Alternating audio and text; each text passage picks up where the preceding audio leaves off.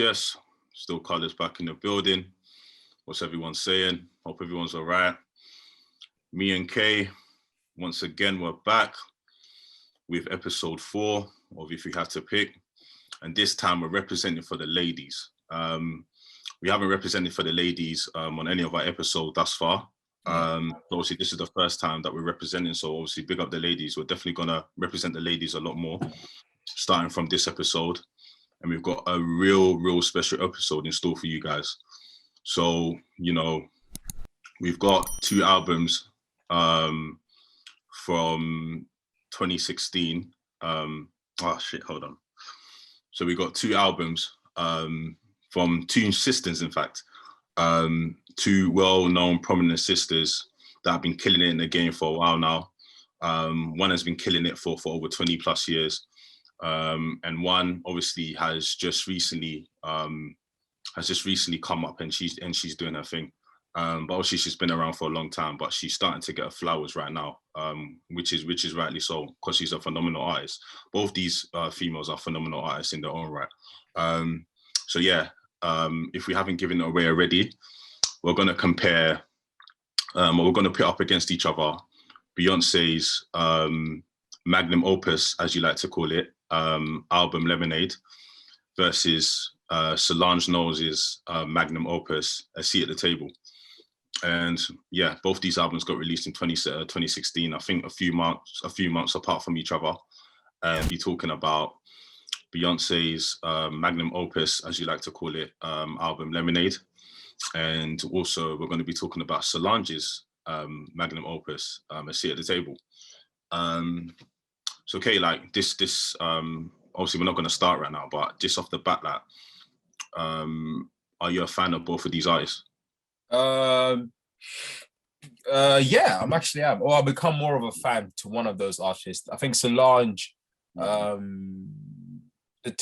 album with Tony on it, and as well, and then some of the records on that album I did like, and then obviously she released the True EP, which I thought was fantastic.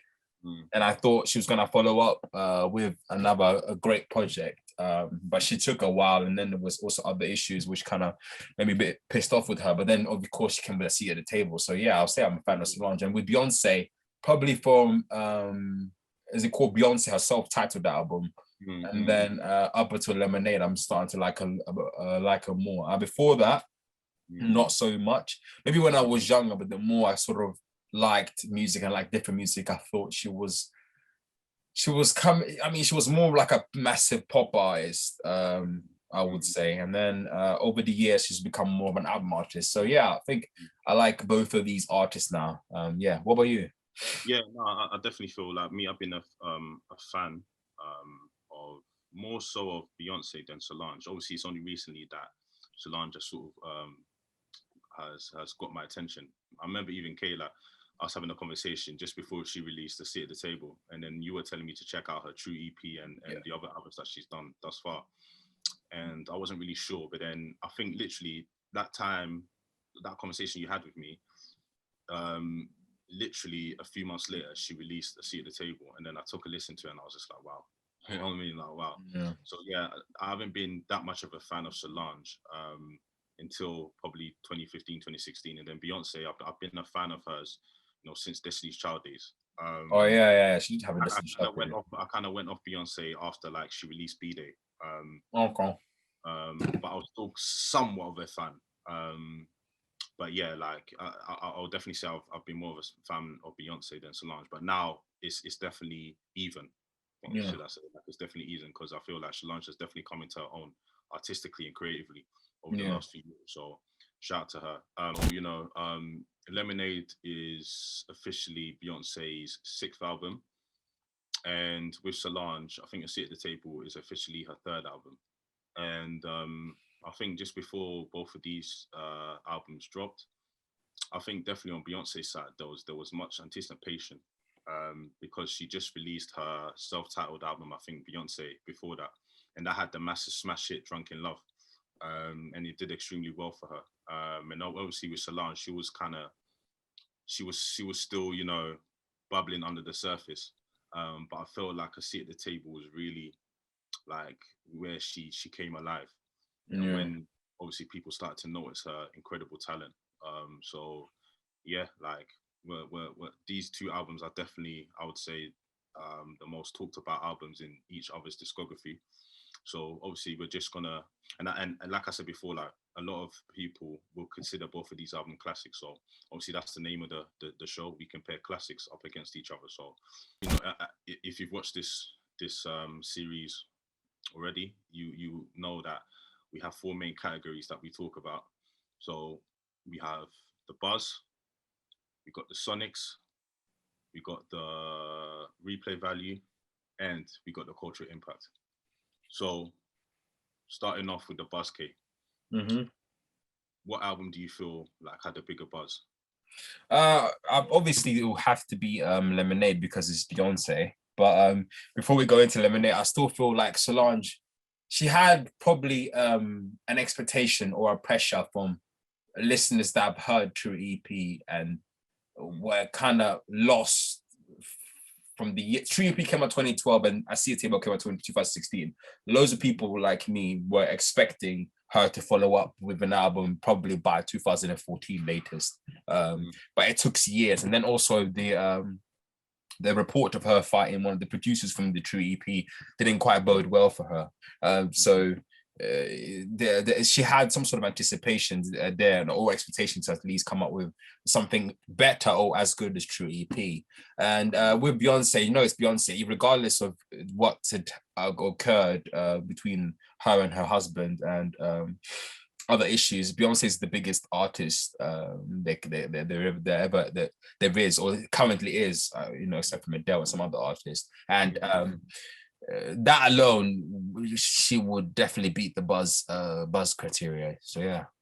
Yeah, I think for me, there's no doubt you had the bigger buzz. I think it was definitely Beyonce. You know, because she was just coming off of one of her most successful albums. Yeah, that as well. Yeah. And anytime Beyonce drops, it's pandemonium. Shout out to B2K. Yeah. Yeah. Pandemonium. So like, I definitely feel like Beyonce has this by a landslide. Like, not many people were checking out for Solange. Let's be honest. Yeah, no, I mean 100%. Apart from the likes of yourself, but you're in a minority. You know, like you're in a minority. Like when it comes to music, you know, I'm very clued on, but even I wasn't really clued on to Solange. Yeah. Because, her previous work didn't really get the recognition that she had hoped for. And Solange has always been seen as the little sister. Yeah, I mean, 100%. But I feel like she started to do that turn with the True EP because it was so artistically different. Like it was more like, what was it called? Poppy, pop stuff as well. Like I think it was 80s pop it was inspired by. I can't remember exactly well, but even well, it had some brilliant record and was well produced, and the videos looked absolutely amazing to it as well. So she was starting to get that foothold. With the other stuff, though, it was very much 60s inspired, but I decided it still is a phenomenal record. Like I still love that record, and Tony. So she still had good songs, but again, if your sister is Beyonce, the only time any other sibling is Janet Jackson and Michael Jackson, where Janet obviously stand tall on her own because of the albums and songs and albums of music that she's released. But 100% Beyonce win this by landslide. I mean, you can't beat Beyonce here. Yeah, you can't beat Beyonce. So it's like, little Solange was always seen as a little sister. So yeah, no matter if she's, you know, up against Beyonce, she's always going to be the underdog. Yeah. And obviously, when she released A Seat at the Table, or before she released A Seat at the Table, she was that. Yeah. She was still the underdog. And even now, after she's, you know, released A Seat at the Table and When I Get Home, which is the follow-up to A Seat at the Table. Yeah. She still is the underdog, and that's how it's always going to be because but I feel it's fucking Beyonce, you know, like 100% true. But I feel like most people, I mean,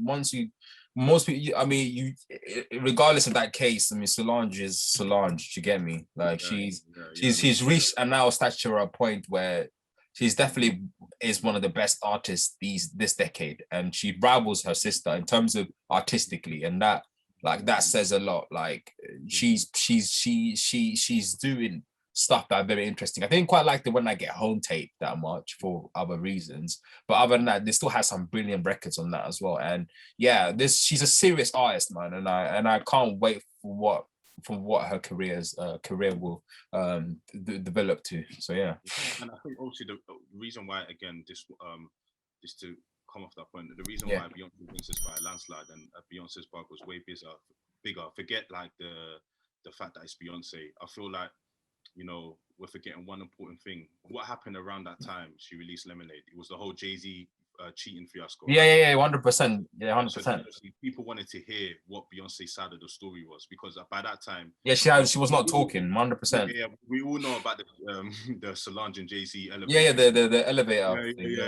Yeah. So, and I think it came out before she released the album that obviously Jay-Z was unfaithful to her. So a lot of people wanted to hear her perspective. Yeah. A lot of people wanted to, and that's what this album is about. 100%, yeah. It's about, you know, what happened between her and Jay-Z, and yeah.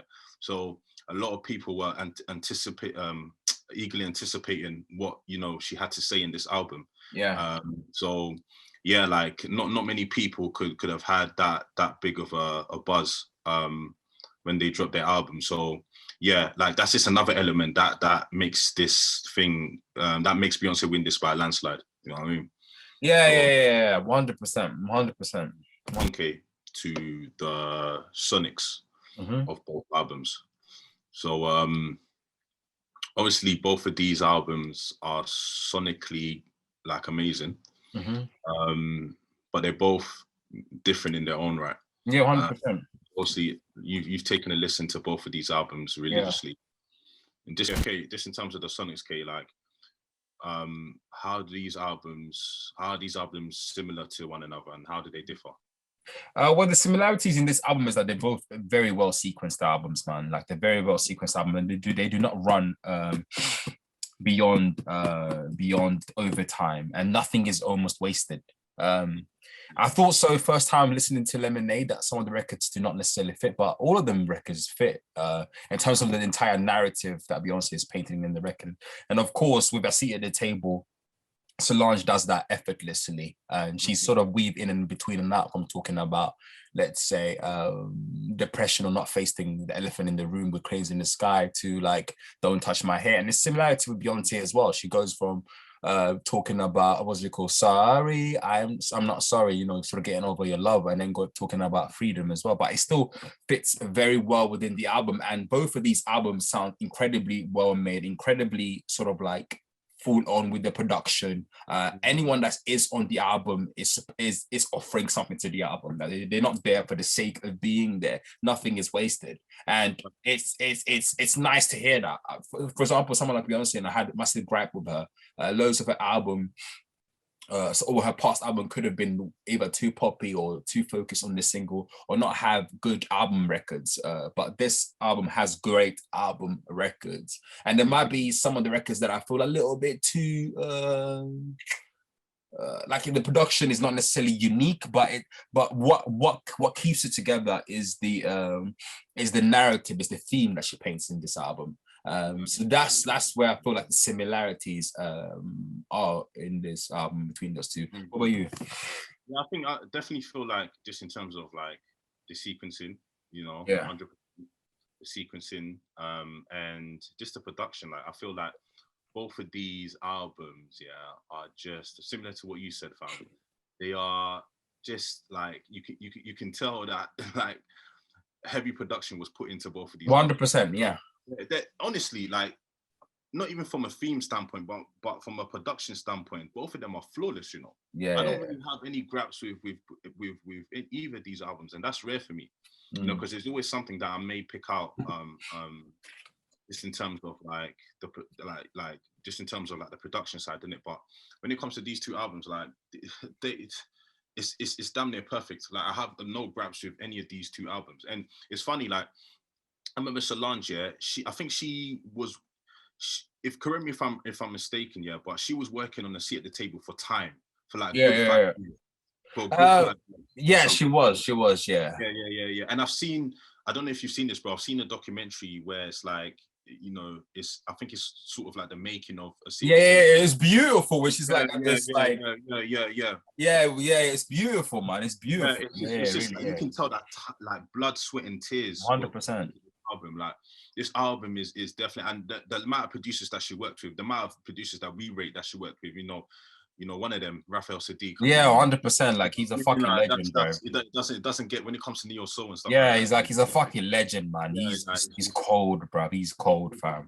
He's an absolute legend, and I think with this in terms of Beyonce, this one kind of surprised me because Beyonce wasn't really known to put, like when you compare this album with some of her previous albums like B-Day, stuff like that. This is the least the safest. This is the least safest it's ever been in her career. I mean, again, sorry to add on to that point.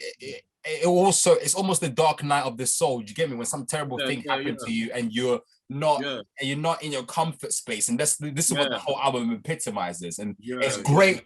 Not that the great that it happened, but it's great that she challenging herself artistically with this Lemonade album. But go on. Yeah, because Beyonce's not really known for that. She's 100%. She's always known for playing it safe. So that's why the production on this kind of took me by surprise. 100%. It took me by surprise as well. Beyonce definitely was in her bag with this one, and I feel like where also these albums, how they sort of are similar with one another. They both sort of like they don't have one sound. They explore different sounds. More for Beyonce than Solange. Yeah, 100%. 100%. I was gonna say that. More so Beyonce than Solange. Like Beyonce definitely pushes herself artistically, but then you 100%, can say Solange as well. But then Solange has always done that. Yeah, that's what I said with a true EP. So is that there's no need, kind of like 100%. But then obviously, if we're gonna talk about the similarities, then that's one of them. You know what I mean? The fact 100%. that both of these albums definitely push themselves sonically. But you can also add on that, for example, that this is the first neo soul album or neo soul album that Solange has ever done. Like before, she was doing loads of like 60s inspired Motown sounding records, and then she went completely like I think it was 80s pop or 80s pop music with a true EP, and then now she went complete neo soul, and my God, she executed. Like this is this is a neo soul album that it would have come during the period of time when D'Angelo and Erykah Badu was killing it, and guarantee you this album would have sold more than it would have sold than it came out 2016. This would have been three times platinum without a shadow of doubt, and it would have been heralded as one of the great albums of this time period. But go on, sorry. No, facts, bro, facts, 100%, like 100%. You know, from top to bottom, and bear in mind, the Seat at the Table is 21 tracks long. Yeah, you know, 21 tracks long, but it's like this is one of the albums. Like, okay, me and you, we always have discussions about this. When an album goes beyond 15 tracks for both of us, we start to worry in it because you know, even if it's someone like a Kanye or like a Kendrick, like if it's more than like 15, 16 tracks, we're like, you know what I mean? But then, bro, this is one of the Sorry. Like this is one of the very rare albums, and I want our viewers, to realize how rare this is. 21 tracks long, and be this flawless. Do you see what I'm saying? Yeah. Obviously, you know, Beyonce's Lemonade is 12 tracks long. So it's just double the amount of tracks, you know what I mean, that are on the Seat at the Table. But the Seat at the Table is this flawless. You know what I'm saying? Yeah. So obviously those are the similarities. How about the differences, Kate? Well, the difference is obviously, I think we already touched upon some of it. It's also the sound. Like with Lemonade, it's more varied in sound. Like she goes from like pop to like reggae to like R&B in some of the records as well to like trap. While we see at the table kind of is neo soul and then R&B. So that's where the similarities lie between the album. But I think other than that, there's not obviously it's themes. The themes are quite they're dissimilar, but also similarities in terms of talking about the black struggle or the black experience, the female black experience in America. Well, more so for Solange than Beyonce. While Solange touches upon issues of hair. And I think slightly of identity. I can't remember exact. Slightly issues of Yeah, so Black Experience for you, by you. While with Lemonade, it's more about the Black emancipation in America. That's where the similarities, though dissimilarities, lay. If that makes sense. So they're quite similar in a way, but they're very different in those ways. And also in terms of the album length, like you already said, I see at the table was 21 records long, 51 minutes, 43. While Lemonade, I believe, is 45 seconds. 45 minutes long. Yeah, those are some of the dissimilarities. What about you? What have you? I think the differences mainly are on the themes, innit? Because I feel like, Beyonce with Lemonade, I think if you listen to most of the records on here, like even just the first record, bro, like, Pray You Catch Me. Yeah. Infidelity, Yeah. Infidelity. She's talking about, fuck, what was she talking about? I'll listen to the track as well. Hold on, pause. I need to remember this. What was she talking about? Hold on. Yeah, I'll resume. Yeah, no, sorry. Hold on. Hold on.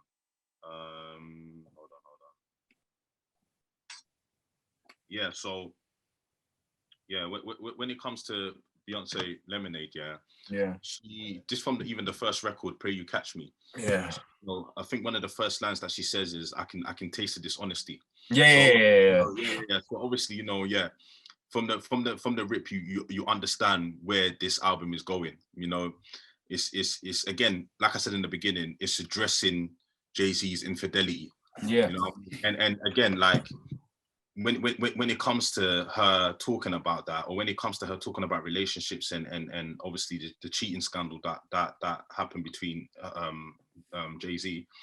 You got records like Pray You Catch Me, Hold Up, Yeah, which is an incredible song. I love, again, basically this, like re-emphasizing the point that like, like you fucked up in it. You know what I mean? You fucked up.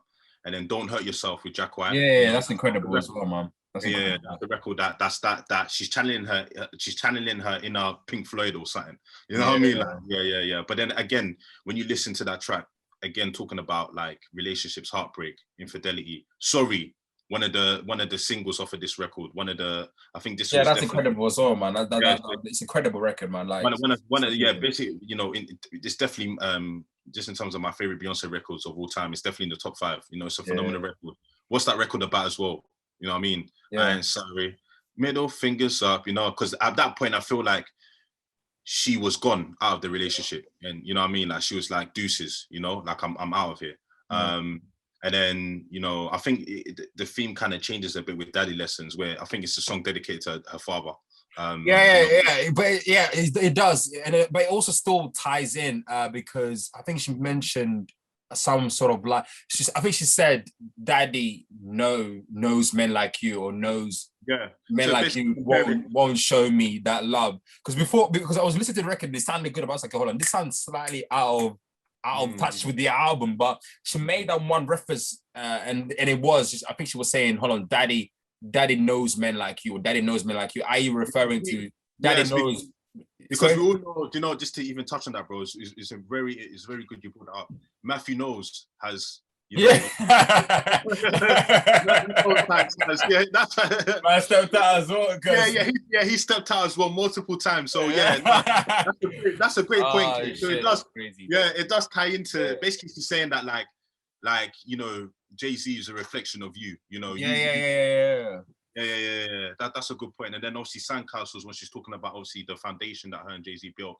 And how brittle it was, and how And then the fact that obviously she wanted to walk away, but she realizes that like her relationship with Jay-Z has sort of like there's layers to it. Do you know what I'm trying to say? And they have children together. They've been together for like 15, 16 years. So it's like, I think she's saying in that song that like, even though part of me wants to leave, I know that like we've built something special here, and maybe I think that's the point where she's probably considering sort of staying, giving it a go. You know what I mean? Yeah. And then obviously you got obviously Freedom with Kendrick Lamar, and then I think obviously the album sort of ends with All Night Information, and I think obviously All Night I think that perfectly ties in with, you know, again, the theme of the album, because I feel like All Night is her saying, okay, cool, like I'm sort of like, I'm gonna give this another shot. You know what I mean? Yeah, it's a beautiful song as well, man. I love It's that record, man. it's It's a definitely a beautiful beautiful song. song. But obviously, when you move it, when we obviously compare it to A Seat at the Table and where the differences lay, A Seat at the Table for me is more about the black struggle. You know what I'm saying? Yeah, majority of it, yeah, 100%. The majority, I think actually all of it, actually, if I remember. yeah, the all of it's about the black But female. it's not so heavy as well. That's what I love about the album. Like, it's not, you know, and I always compare it to Kendrick Lamar's what's it called again? 2015 album, and I just found that I just found that such a difficult album to sort of listen to. But with this one, it's just a breeze, even though the theme that it talks about are quite difficult. Though he doesn't go as deep as Kendrick, but nonetheless, yeah, go on. Quite heavy, yeah, no, yeah, like you said, bro, you summed that up perfectly, like. And I think obviously that's where the differences lay, you know what I mean? Like she's definitely talking about the black struggle, but she doesn't do it in a way that's proper in your face. 100%. Yeah. Yeah. Like it's very, I wouldn't say it's subtle, but you know, it's done. It's done beautifully. I can't. 100%. Yeah. Like, because I didn't even know. For example, "Cranes in the Sky," which is probably the best song on this album, along with many others, but I didn't realize what that song was about until I sort of like proper deep the lyrics. Do you get what I'm saying? So the average listener wouldn't understand what this album's about. Like I feel like Beyonce's album is a lot more relatable than Solange's album. Do you know why I say that? Because everyone, no matter what color you are, no matter what gender you are, we've all dealt with heartbreak. You see what I'm trying to say? Yeah, 100%. We've all dealt with heartbreak. We've all dealt with, you know, someone being dishonest to us or disloyal. Whereas with this album, with Solange's album, yeah, this is tailor-made for niggas. You know what I mean? Yeah, this is tailor-made for black people. Like she even says it, like in one of the records, like I can't remember for us by you. For you by us. Like this is for us. Yeah, this album is for us. It's for black people. And Kay, I don't know if you remember when we went to see her at Lovebox. Yeah, you know what I mean? She performed the album. Fam, she was pointing to the black people in the audience when she was singing that particular record. She said, "This is for us." And sorry, obviously, if you're not black. She says it in the lyrics, like, obviously, sorry if you can't relate. This is for us. You know what I mean? If you're not black, sorry if you can't relate, but this is for us. You get what I'm saying? So I feel like that's the main difference, or that's probably the main difference of both of these albums. Like, one is universally relatable, whereas the other is sort of tailored to a certain demographic. You know what I mean? Like, if you're a white suburban kid, you're not going to relate to this album. You know what I mean? I think you find it harder to get. Yeah, you're not going to relate to this album because she's talking about the black struggle. Yeah, you get what I'm saying? So yeah, bro, I feel like definitely that's where these two albums differ. Yeah, that was actually very good. You know, that was very good still. All right, cool. So yeah, okay, cool. Okay, moving on. Replay value.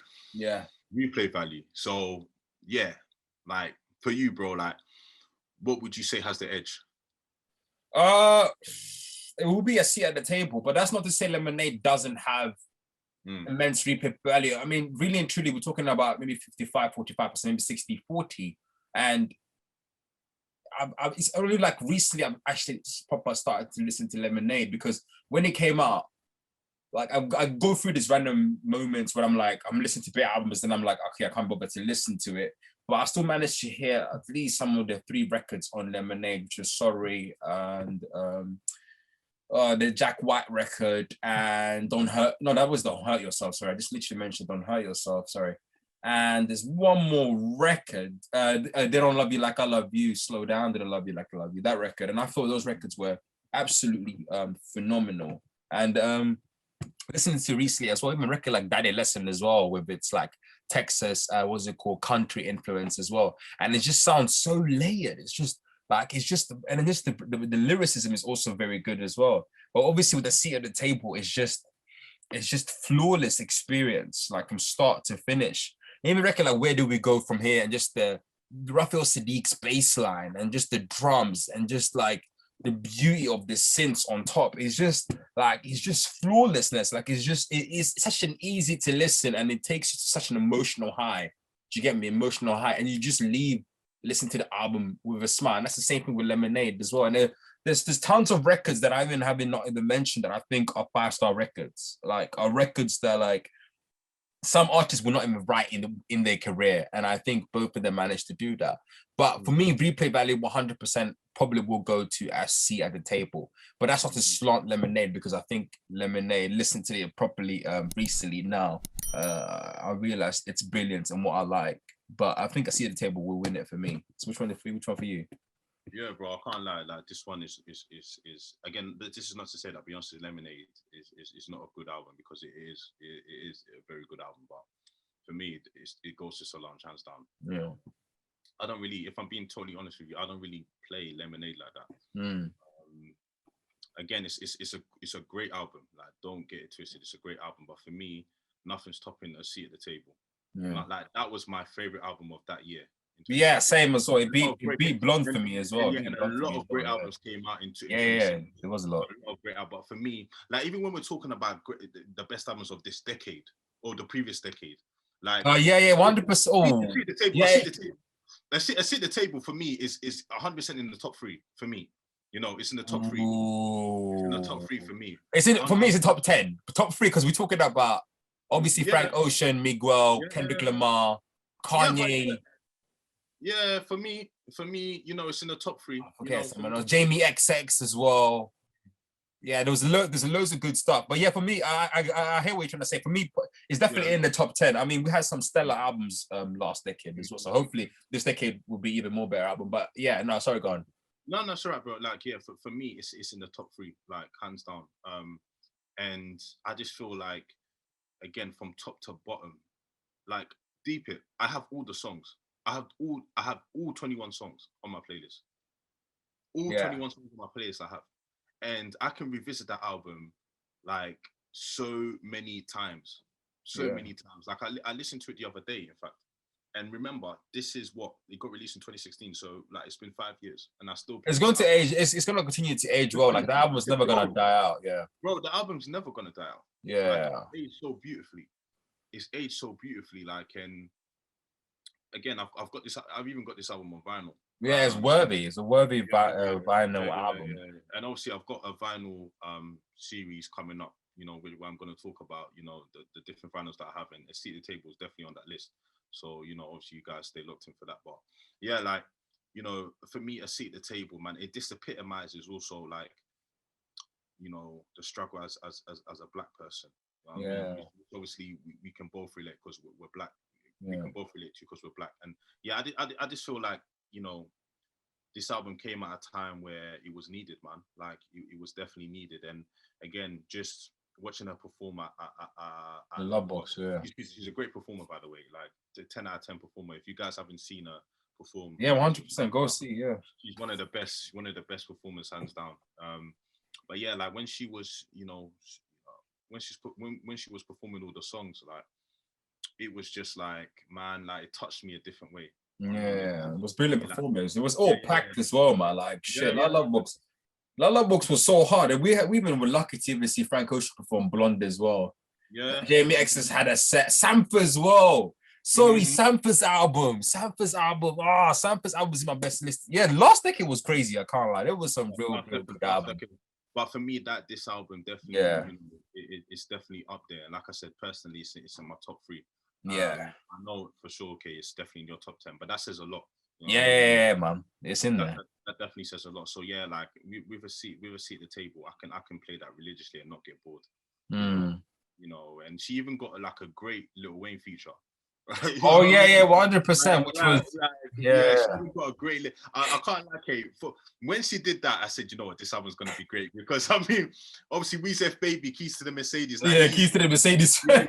He's been he obviously back in 08, 09, 10. He was probably, you know, one of my favorite rappers, and he was on top of the world. But obviously, you know, after say 2011, 2012, he just fell off. So when I saw Lil Wayne on the record, I was just like, oh my gosh, Solange. Yeah, you were like, oh, how's this gonna sound? Wayne, if this was 2007, 2008, Wayne, but like you got Wayne, who was way past his prime, but it sounded phenomenal. You understand? Yeah, Wayne's his verse was very Wayne, good, and from when I first listened to that record, and you know, the Wayne feature was 10 out of 10. I said, you know what, this album is going to be something else. You know what I mean? So yeah, for sure. For me, this definitely goes to Solange. But shout out to Lemonade as well. It's a great album. But for me, I can look no further than A Seat at the Table.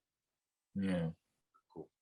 Okay. Also, obviously, the last category that we're going to speak about, bro, is the cultural impact for both of these albums. So, okay, yeah, straight off the bat, man. Like, what album do you feel had the bigger cultural impact? I feel like loads of those albums had the cultural impact. Who had the biggest one? That's probably we're gonna get closer to. But in terms of, I think at that particular period of year, especially in America, there was loads of like issues that were happening in America. I'm not sure. I think another sort of black teen or someone was actually killed by the police as well. Yeah, for sure. There was other issues that were literally happening as well. So obviously, Kendrick Lamar was one of the big top artists that released. Sure, to even cut you, that was the height of the Black Lives Matter movement. Yeah. That actually was.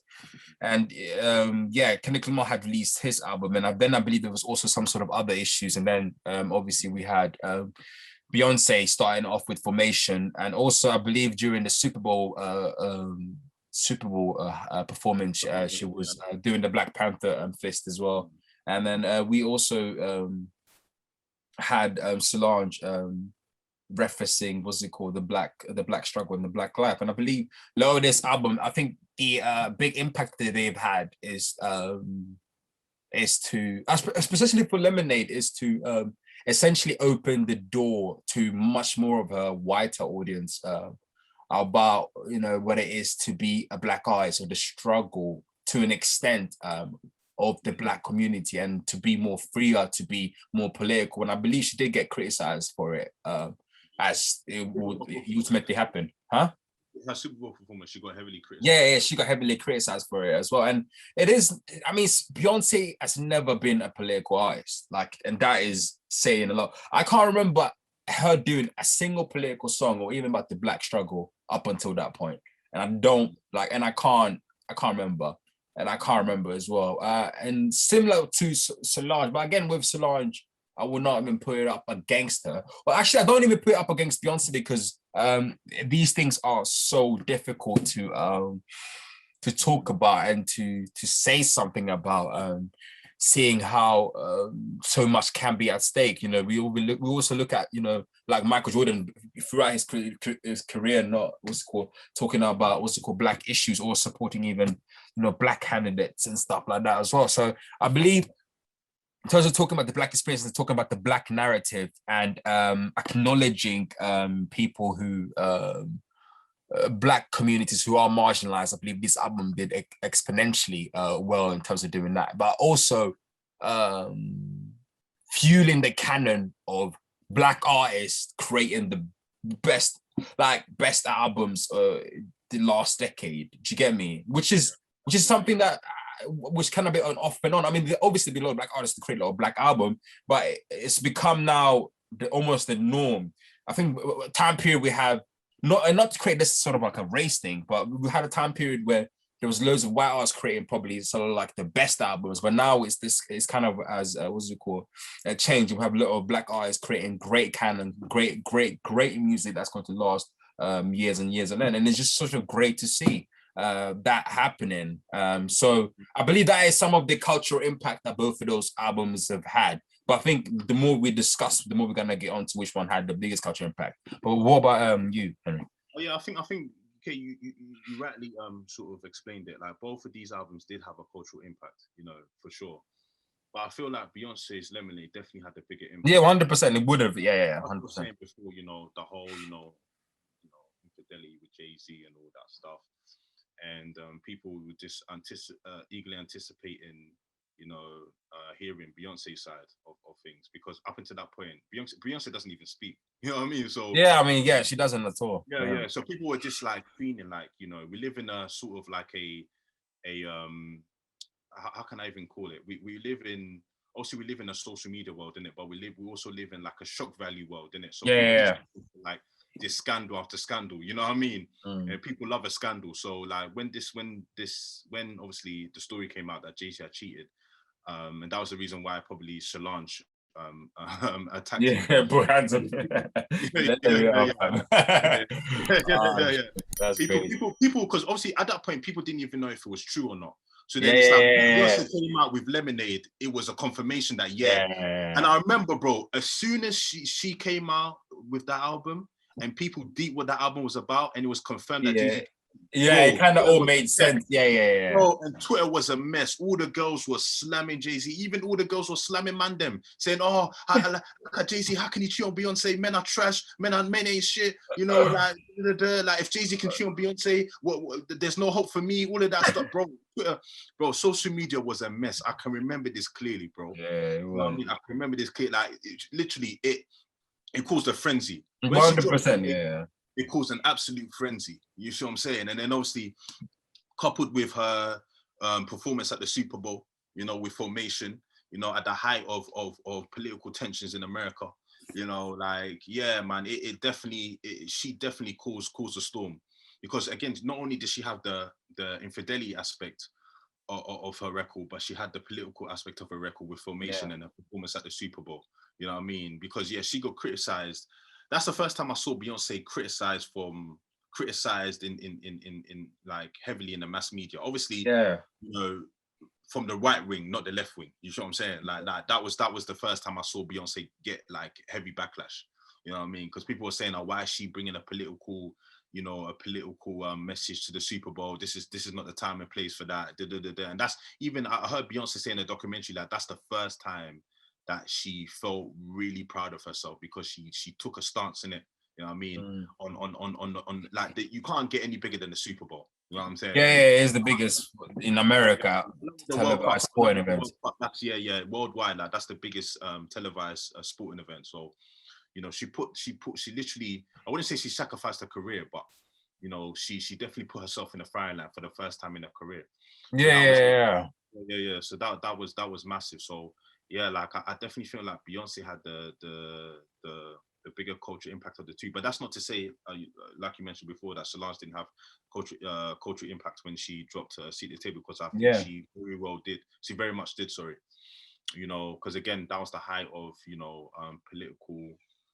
Racial tensions in America, and I feel like that album, A Seat at the Table, came at the right time.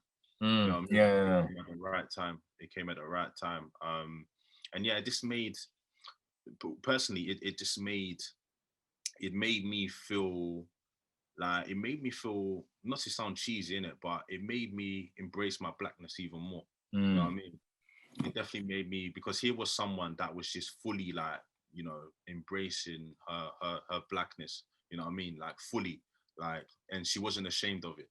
You know what I mean? Like I told you, Kay, her, you know, performing at Lockbox, and her pointing to the black people in the crowd and singing one of her songs to the black, you know what I'm saying, to the black people in the audience. I mean, what artist does that, bro? You know what I'm saying?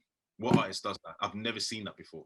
You know what I mean? But that was her being unapologetically black. You know what I'm saying? And for me, like, I appreciate that, man, because at that time, bro, like, stuff was just moving wild, innit? You know what I mean? So yeah. Like, I definitely feel, and I know that a lot of people, you know, a lot of people of color that were around felt the same thing when they listened to Seat at the Table. They felt empowered. They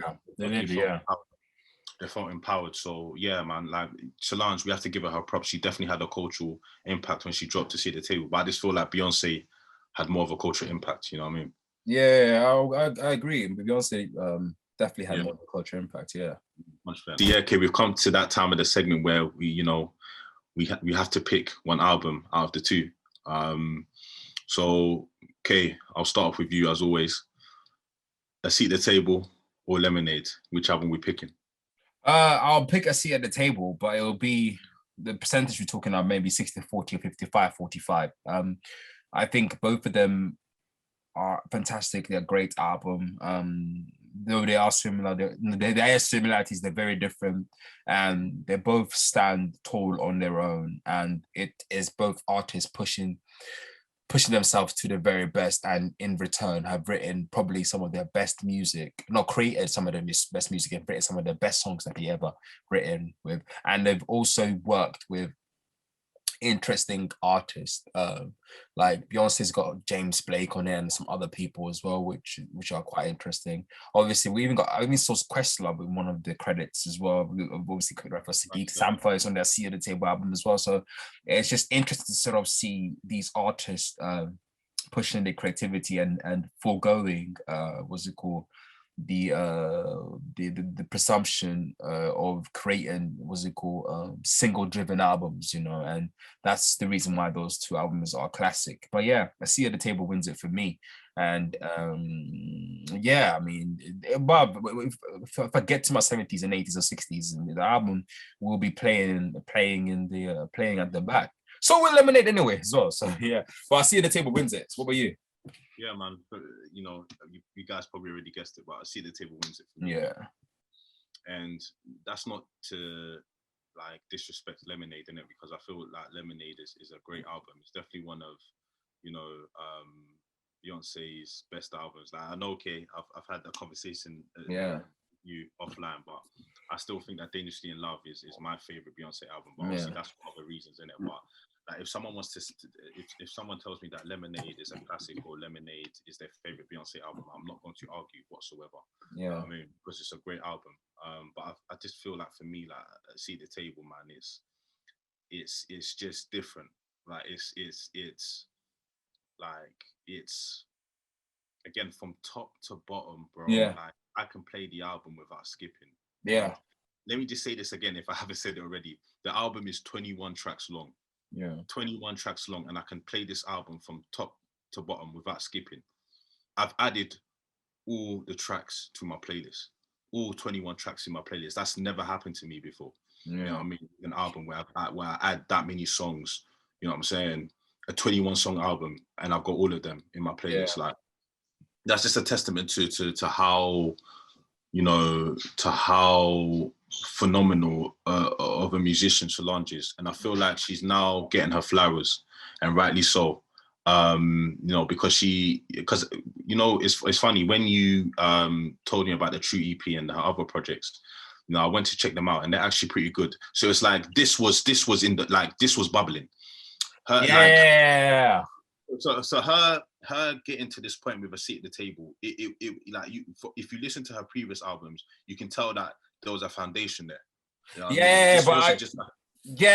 I was slightly scared when those issues of the firefighting the producers or or rift between the producers, and also how long it had taken, because it was looking like, okay, cool, like what's happening? Are we not gonna? Is what's gonna come next? Is that not gonna be great? And she released a compilation album as well, but from the label that she True Heron, True something. I can't remember what the name of it is. And I thought it was okay. And I was like, I was starting to get a little bit worried. You get me?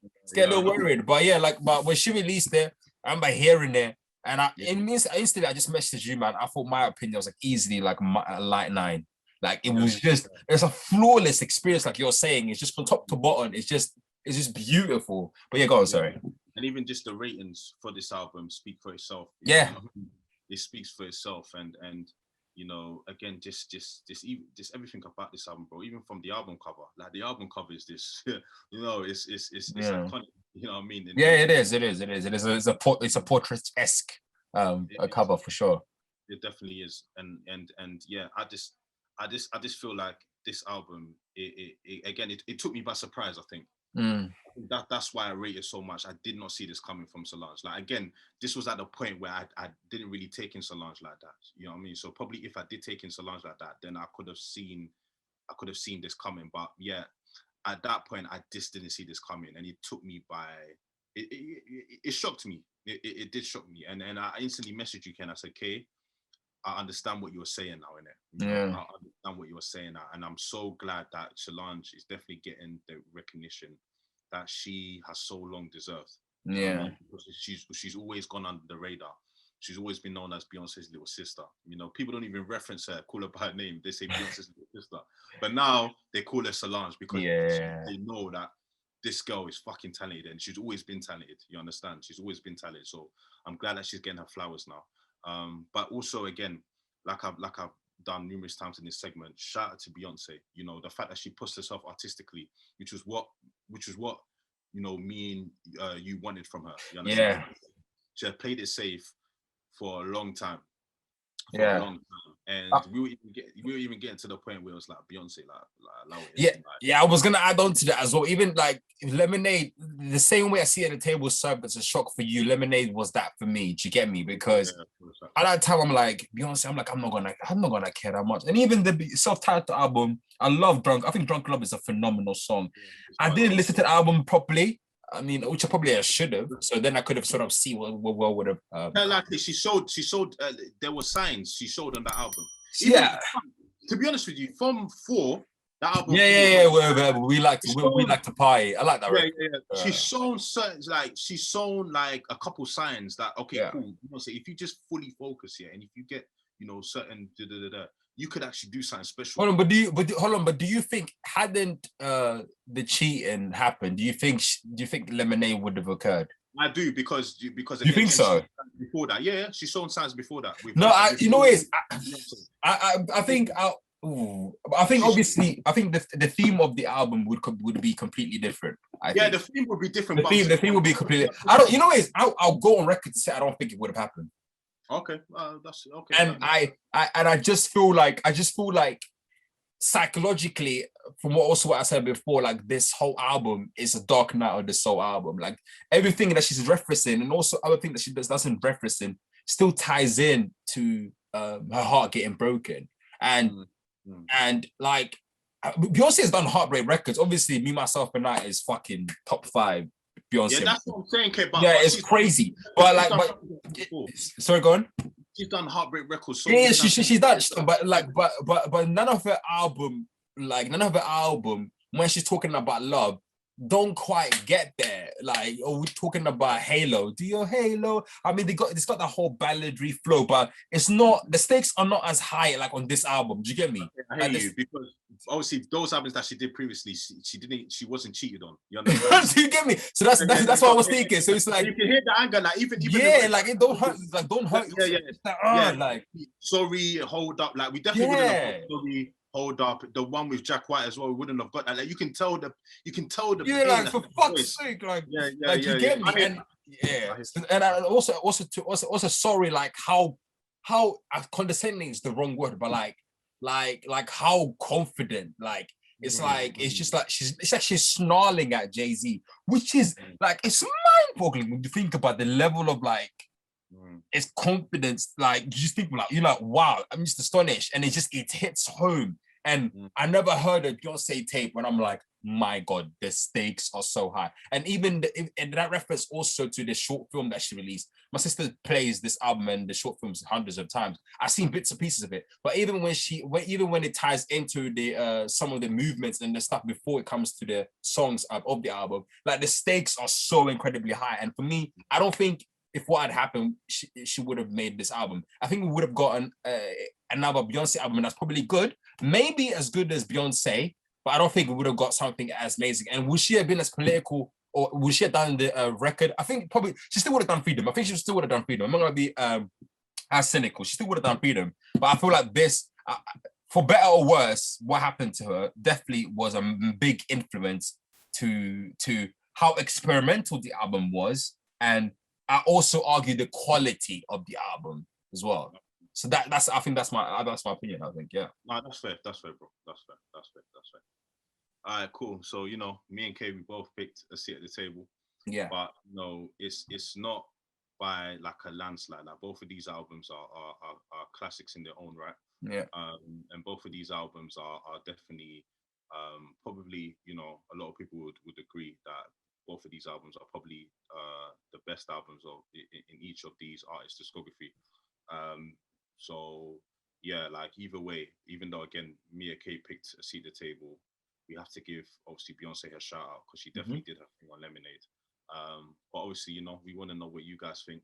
Do you agree with me and Kay? Would you pick a seat at the table? I know the Beehive might come out.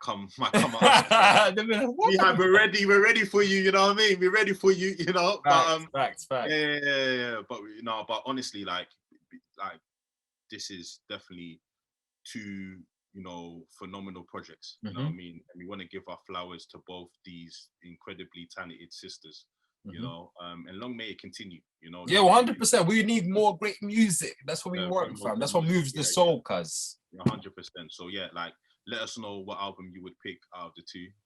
Do you agree with me and Kay? Would you pick A Seat at the Table, or would you pick Beyonce's Lemonade? Obviously, comment below, like, subscribe, all that good stuff. And obviously me and Kay will be back again real soon with episode 5. Obviously, stay locked in for that. We got a special one for you. But yeah, we'll be back with episode 5 real soon. But obviously, until then, everyone stay blessed. Peace. Peace, people.